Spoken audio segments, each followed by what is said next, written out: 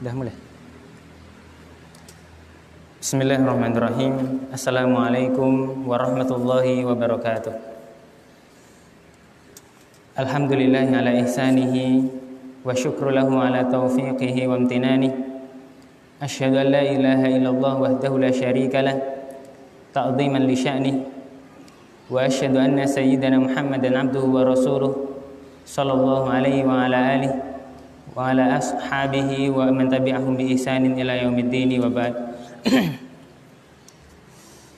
Faqad qala jalla dzikruhu ba'da a'udzu billahi minasyaitonir rajim. Ya ayyuhalladzina amanu taqullaha haqqa tuqatih wa la tamutunna illa wa antum muslimun. Rabbi shrah li sadri wa yassir li amri wahlul 'uqdatam min lisani yafqahu qawli. Ma'asyiral muslimin, pemirsa Pesal Mengaji yang semoga senantiasa dimuliakan dan dirahmati oleh Allah tabaraka wa taala. Kembali kita mensyukuri Allah Subhanahu wa taala atas seluruh karunia dan seluruh nikmat yang telah Allah berikan kepada kita semuanya, sehingga kita mampu melewati 10 awal Ramadan. Berarti kita telah mendapatkan sepertiga dari bulan yang mulia ini. Maka kami mengajak kepada diri kami pribadi, kemudian kepada seluruh pemirsa sekalian, untuk senantiasa memuhasabah diri, menintrospeksi terhadap hari-hari yang telah kita lewati, terutama di bulan yang penuh mulia ini. Sudahkah 10 hari awal Ramadan yang telah kita lewati kita maksimalkan dengan seluruh kebaikan, ketaatan kepada Allah Rabbul Alamin? Sudahkah misi-misi yang Ramadan yang telah kita sampaikan di pertemuan yang lalu telah kita raih, yaitu ketakwaan kepada Allah Subhanahu wa taala? Sudahkah ada pada diri kita yang dengannya solusi dari berbagai permasalahan di muka bumi ini akan dapat kita lewati dan diberi pertolongan oleh Allah Subhanahu wa taala? Begitu juga misi yang kedua, yaitu magfirah, mendapat ampunan dari Allah Subhanahu wa taala terhadap dosa-dosa kita. Sudahkah kita meraihnya? Dan juga misi yang ketiga, terbebasnya kita dari ancaman neraka Allah Subhanahu wa taala. Sudahkah kita termasuk dari daftar orang-orang yang terbebas darinya? Jika ternyata belum, maka kita masih memiliki waktu-waktu yang tersisa untuk menutup kekurangan-kekurangan kita dan menyempurnakan apa yang sebelum sempurna dari apa yang kita kerjakan. Semoga perjalanan ke depan akan menjadi lebih baik. Ma'asyiral muslimin, pemirsa Pesal Mengaji dimanapun Anda berada, di kesempatan kali ini kami akan menyampaikan tentang bulan Ramadan adalah bulan doa. Bulan Ramadan selain kita kenal bahwasanya dia adalah syahrus siyam, bulan berpuasa, kita juga kenal bahwasanya dia adalah syahrul Quran, bulannya Al-Quran, karena ia Al-Quran diturunkan di bulan yang mulia ini. Di sana adalah syahrul ibadah, bulannya ibadah, syahrul maghfirah, bulannya ampunan, syahrul rahmah, bulan diliputi kerahmatan. Di antaranya pula adalah dia syahrul doa, bulan berdoa. Kenapa bisa dinamakan syahrul doa? Ma'asyiral muslimin rahimani wa rahimakumullah, ketika Allah Subhanahu wa taala memerintahkan kita dalam ayatnya tentang puasa, ya ayyuhalladzina amanu kutiba alaikumussyam kama kutiba alal ladzina min qablikum la'allakum tattaqun. Kemudian di ayat selanjutnya Allah Subhanahu wa taala menceritakan tentang syahrul Ramadan alladzi unzila fihil Qur'an, bulan Ramadan yang diturunkan di sana Al-Qur'an, dan berbagai hukum tentang puasa. Kemudian Allah menyisipkan di dalamnya tentang satu ayat yang terlihat tidak ada kaitannya tentang puasa maupun bulan Ramadan. Tapi ternyata dari penjelasan para ulama, ini memiliki kaitan yang begitu erat. Allah Subhanahu wa taala menyisipkan di sana ayatnya, wa idza sa'alaka ibadi anni fa inni qarib ujibu da'watad da'i idza da'an falyastajibu li wal yu'minu bi la'allahum yarshudun. Apabila hamba-hambaku bertanya tentangku, maka sesungguhnya aku ini adalah dekat. Ujibu da'watad da'i idza da'an. Aku menjawab doa-doa yang mereka panjatkan kepadaku ketika mereka berdoa. Falyastajibu li, kata Allah Subhanahu wa taala. Hendaknya ketika kalian ingin dikabulkan doa-doanya, falyastajibu li, maka ijabahilah aku. Panggilanku kalian jawab. Perintah-perintahku kalian laksanakan. Larangan-laranganku kalian tinggalkan. Wal yu'minu bi, dan hendaknya dia beriman kepadaku, mentauhidkanku dan menjauhi dari seluruh kesyirikan. La'allahum yarshudun, agar mereka mendapat bimbingan. Di ayat yang mulia ini Imam Ibnu Katsir rahimahullah memberikan komentar yang artinya bahwasanya masalah ini disebutkan di sela-sela penyebutan hukum puasa, menunjukkan akan anjuran memperbanyak doa ketika bulan itu sempurna, bahkan diperintahkan memperbanyak doa tersebut di setiap kali berbuka puasa. Ini disebutkan dalam kitabnya Tafsir Al-Quranul Azim di jilid yang kedua halaman 66. Kemudian Syekhul Islam Ibnu Taimiyah juga menjelaskan kalimat ujung dari ayat yang kita baca tadi. Hendaknya, kata beliau, terkabulnya doa itu dikarenakan benarnya i'tiqad, benarnya keyakinan pada diri kita. Juga yang kedua karena kesempurnaan ketaatan. Karena di akhir ayat disebutkan fal yu'minu bi la'allahum yarshudun. Ya, hendaknya mereka beriman kepadaku agar mereka selalu berada dalam kebenaran. Ini menunjukkan agungnya ibadah doa.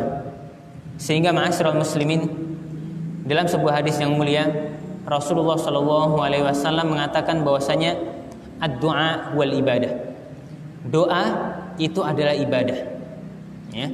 Dan di ayat Allah Subhanahu wa taala berfirman dengan yang senada dari hadis Nabi SAW, hadis sahih tadi.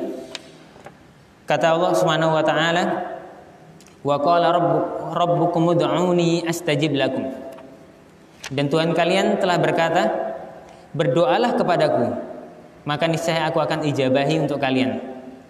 Innal ladzina yastakbiruna an ibadati, sesungguhnya orang-orang yang menyombongkan diri dari beribadah kepadaku. Lihat, konteks di awal tentang doa, tapi Allah sebutkan ini adalah sebuah ibadah, ya. Seolah-olah doa ini adalah ibadah. Sayadkhuluna jahannama dakhirin, orang yang sombong dari beribadah kepadaku, artinya berdoa kepadaku, dia akan dimasukkan ke dalam jahanam dalam kondisi hina dina. Surat Al-Ghafir ayat 60. Jadi di sini sebutkan Allah Subhanahu wa taala bahwasanya doa itu adalah ibadah. Ya.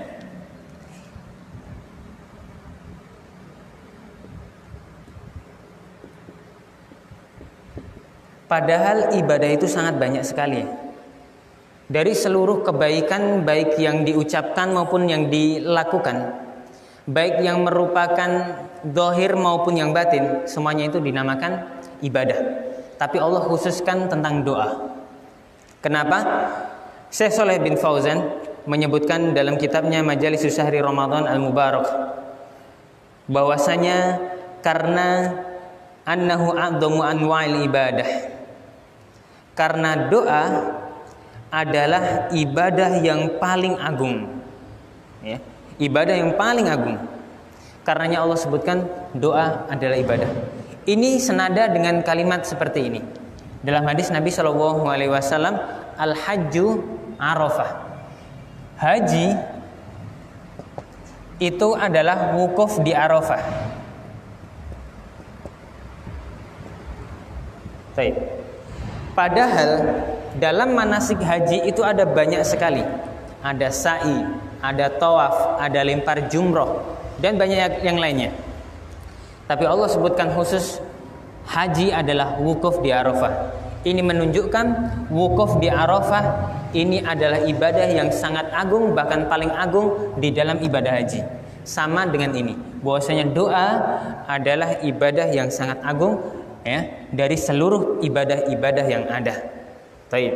Bahkan sholat sendiri itu isinya adalah doa. Bahkan sholat itu, kata sholat itu dalam bahasa artinya doa. As-sholah itu ad-doa. Baik.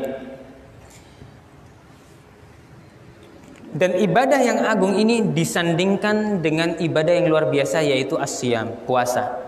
Yang mana kata Allah Subhanahu wa taala atau kata Allah dalam hadis qudsi, Allah Subhanahu wa taala berfirman bahwasanya innal hasanat yudha'afu bi asyri amsalihha. Kebaikan-kebaikan itu akan dilipatkan 10 kali lipat. Ya. Illa siyam, kecuali ibadah satunya yaitu puasa. Fa innahu li wa najzi bih. Sungguh ibadah puasa itu adalah untukku dan aku yang akan membalasnya. Sehingga puasa ibadahnya tidak ada batas pahalanya. Tidak ada batas pahalanya. Hanya Allah Subhanahu wa taala yang tahu tentang kadar pahala dari ibadah puasa ini. Dan itu disandingkan, di situ ada doa di dalam ayat yang mulia itu. Maka ma'asyiral muslimin, ini adalah hal yang sangat penting sekali untuk kita memaksimalkan bulan yang penuh berkah ini dengan doa. Taib. Maka untuk kita mendapatkan doa kita agar diijabahi oleh Allah Subhanahu wa taala, ada beberapa penjelasan dari para ulama. Di antaranya tentang syarat-syarat. Syarat agar doa diijabah. Yang hendaknya kita memiliki syarat-syarat ini. Yang pertama adalah al-ikhlas. Ikhlas. Ya. Artinya dia beribadah, berdoa itu murni hanya untuk Allah Subhanahu wa taala. Tidak ada niat-niat yang lain selain untuk Allah Subhanahu wa taala, murni 100% hanya untuk Allah Subhanahu wa taala. Karena doa ini merupakan ibadah, maka dia memiliki syarat-syarat ibadah yang lainnya, yaitu ikhlas. Ya. Dan masuk di dalam kata ikhlas ini adalah at-tauhid, yaitu at-tauhid. Karena barang siapa yang berbuat syirik kepada Allah Subhanahu wa taala, maka seluruh ibadahnya itu hancur lebur, termasuk doa ini. Ketika tercampur di dalamnya kesyirikan, maka hancur sudah.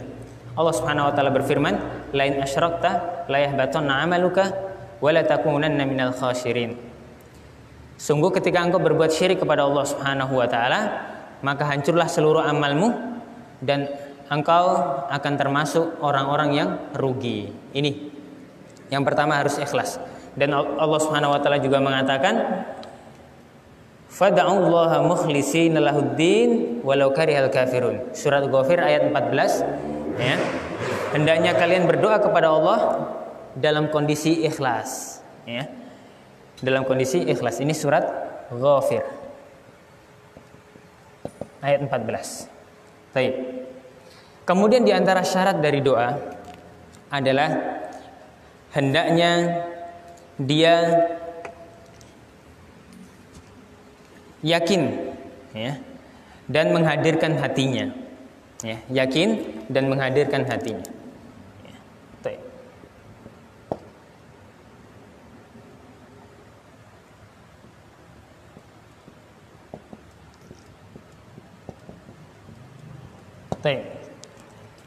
Harus menghadirkan hati. Sebagaimana Rasulullah SAW sabdakan, "Ud'ullah wa antum muqinuna bil ijabah."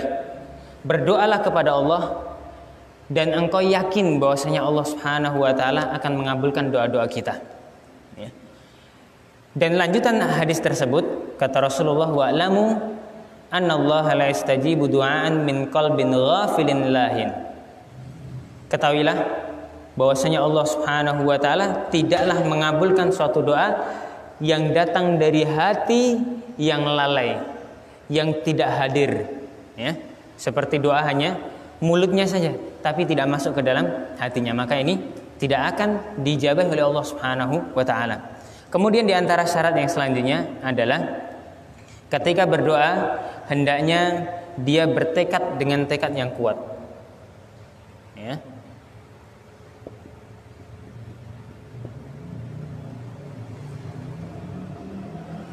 Iya. Baik. Sebagaimana yang disabdakan oleh Rasulullah SAW, la yakul ahadukum Allahumma gfirli in syi'ta, Allahumma arhamni in syi'ta, Allahumma rizukni in syi'ta. Jangan kalian ketika berdoa kepada Allah mengatakan, ya Allah ampunilah aku kalau kamu mau, rahmatilah aku kalau kamu mau, beri aku rezeki kalau kamu mau. Jangan seperti itu. Ya. Wal ya'zim mas'alah, wal ya'zim mas'alata. Hendaknya kalian memiliki tekad kuat dalam permintaan kalian kepada Allah Subhanahu wa taala. Innahu yaf'alu ma yasha' la mukralah. Karena Allah Subhanahu wa taala itu mengerjakan segala sesuatu dan Allah Subhanahu wa taala tidak dipaksa. Allah tidak ada yang bisa memaksa Allah Subhanahu wa taala. Baik. Selanjutnya di antara syarat pula adalah hendaknya kita tidak berdoa di dalam perbuatan dosa maupun memutus tali silaturahmi. Baik. Doa kita tidak mengandung dosa, ya, dan tidak mengandung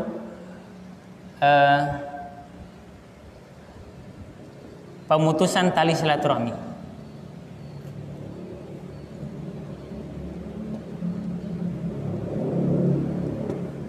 Baik. Sehingga kalau kita memiliki doa yang terkandung dalamnya dosa, seperti ya Allah berilah aku rizki untuk bisa membeli khamar misalnya, ya Allah ya, berilah kami kekuatan untuk berzina misalnya, ya Allah berilah kami kekuatan untuk membangun diskotik misalnya. Ini semuanya adalah doa-doa yang mengandung dosa, maka Allah Subhanahu wa taala tidak akan beri. Atau untuk pemutusan silaturahmi, ya Allah jauhkanlah aku dari saudara-saudaraku misalnya, ya Allah jauhkan aku dari paman bibiku, dari kedua orang tuaku. Ini adalah doa untuk pemutus silaturahmi, maka dilarang. Baik. Selain kita harus memenuhi syarat-syarat dari doa ini, maka yang harus kita lakukan agar doa kita diijabahi oleh Allah Subhanahu wa taala, hendaknya kita juga menjauhi dari penghalang doa. Baik.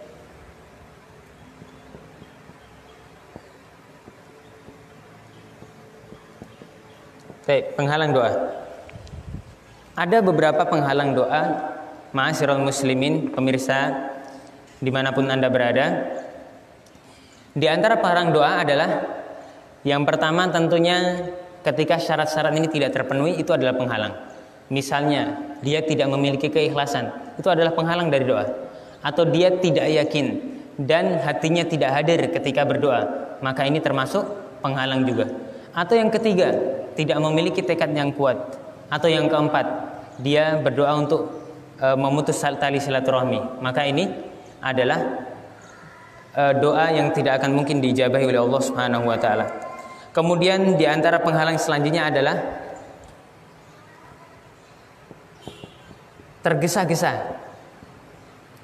tergesa-gesa untuk mendapatkan ijabah doanya.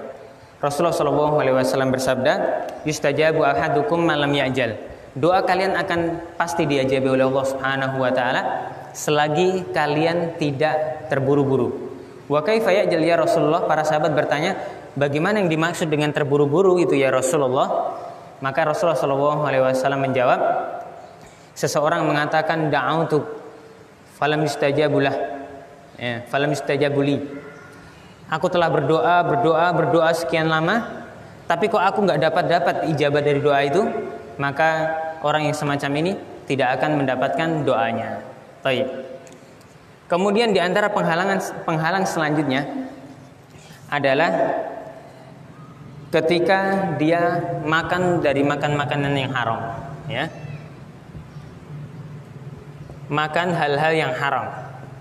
Baik haram di sini dari bentuk maknawinya, makan nasi, makan roti itu hal yang halal, ya.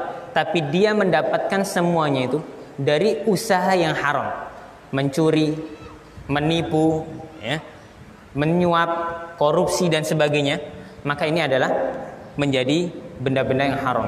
Atau memang zatnya itu haram, seperti makan babi, minum khamar, merokok misalnya, dan yang lain sebagainya, ya, bangkai, darah misalnya. Ini semuanya adalah hal-hal yang dapat terhalang dari ijabahnya doa. Rasulullah SAW pernah menyebutkan seorang laki-laki, dzakara rajul yutili safar, yang dia berjalan jauh, dan ini merupakan sebab dikabulkannya doa. Dia safar, perjalanan jauh. Ash'asa akbar, dia kusut masai, menunjukkan kelemahannya di hadapan Allah Subhanahu wa taala. Maka ini adalah hal yang juga sebab diijabahnya doa. Yamuddu yadayhi ila sama, dia mengangkat tangannya ke atas langit. Kedua tangannya diangkat, dan ini adalah sebab dikabulkannya doa. Ya. Faqala ya Rabbi ya Rabbi. Hal yang keempat yang dia lakukan adalah dia merengek di hadapan Allah dengan mengucapkan ya Rabbi ya Rabbi, wahai Tuhanku wahai Tuhanku. Ya. Dia mengulang-ulang, ini hal yang kelima, dan dia menyebutkan nama Allah, ini yang keenam. Masya Allah, berbagai hal, 6 hal setidaknya yang dia lakukan untuk menghibah kepada Allah Subhanahu wa taala, yang harusnya dengan 6 hal itu Allah pasti ijabai. Lalu kenapa dia tidak dijabai oleh Allah Subhanahu wa taala?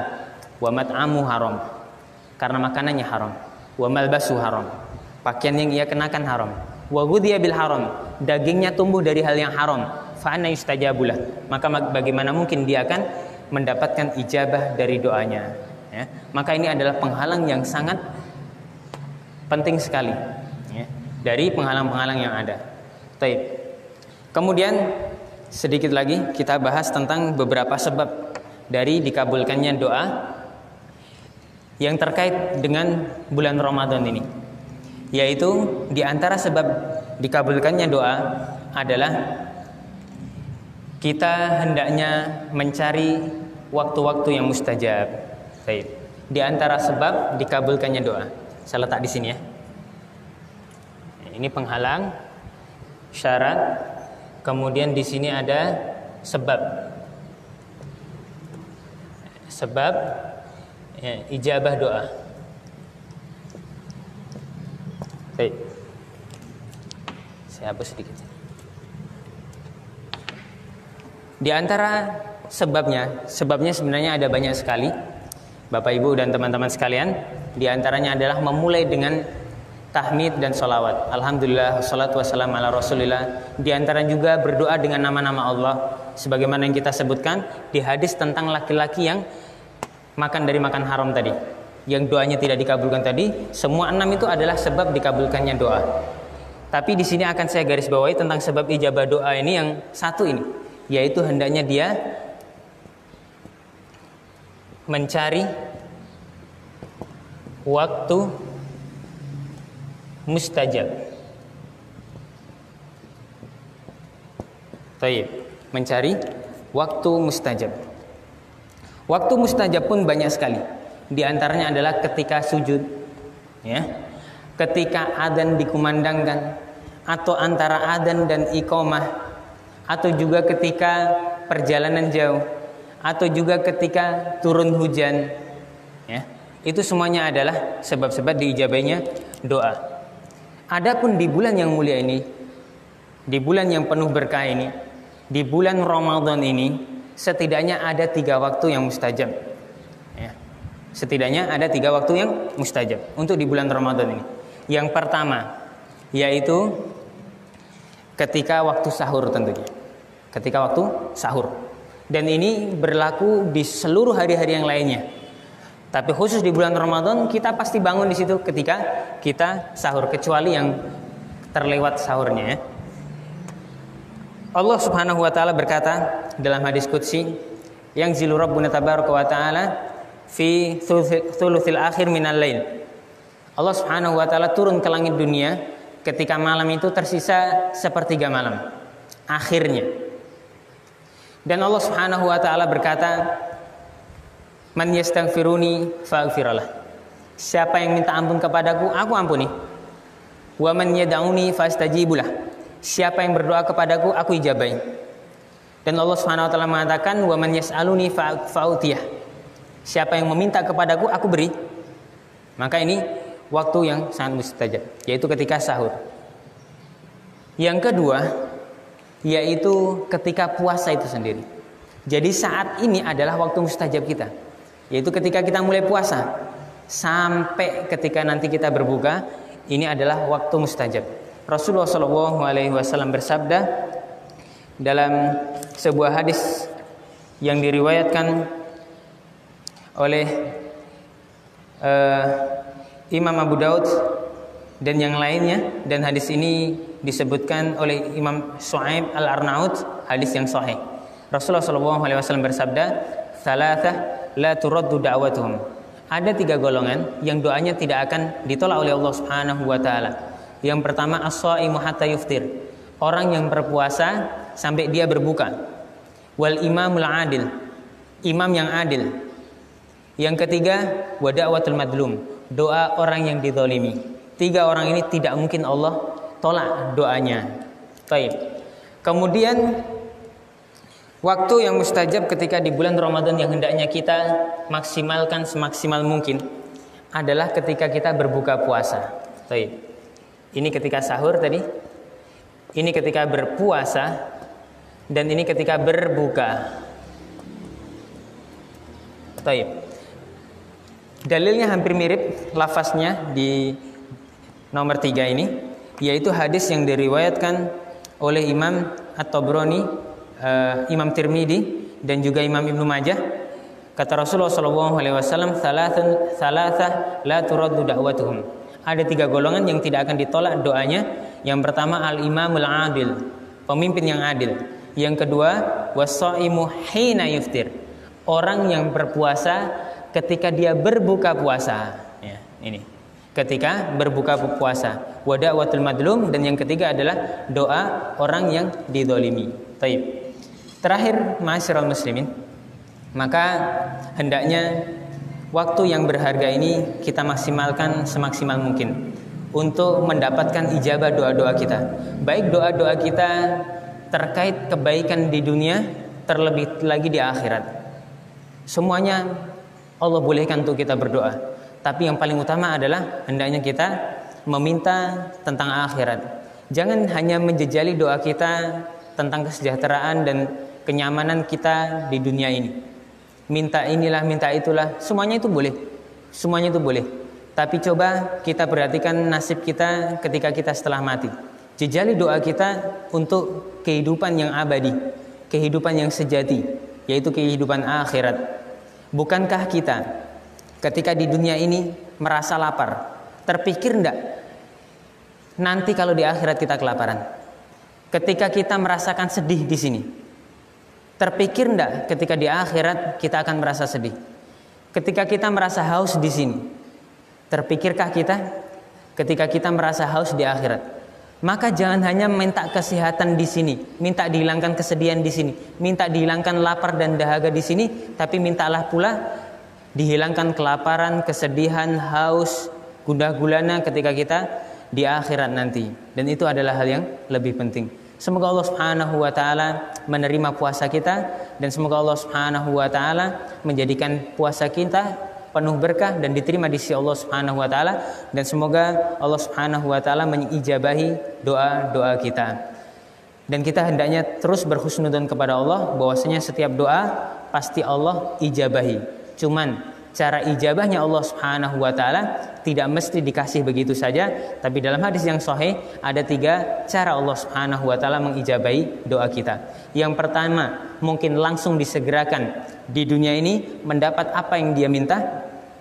Yang kedua, mungkin Allah simpan ya, ketika nanti kita di akhirat. Ketika di dunia kita tidak mendapati doa-doa itu diijabahi, ternyata kita dapati doa-doa yang belum diijabahi itu menjadi pahala yang besar dan melimpah ketika ditimbang di sisi Allah Subhanahu wa taala. Yang ketiga, mungkin Allah Subhanahu wa taala mengijabahinya dengan cara memalingkan kita dari bahaya, dari keburukan ya, yang semisal dengan doa kita. Wallahu taala alam bisawab. Semoga hal ini bermanfaat baik kepada yang menyampaikan maupun kepada antum sekalian yang mendengarkannya. Wabillahi taufiq wal hidayah wa ridha wal inayah. Assalamualaikum warahmatullahi wabarakatuh. Subhanakallahumma wa bihamdika asyhadu an la ilaha illa anta astaghfiruka wa atubu ilaik.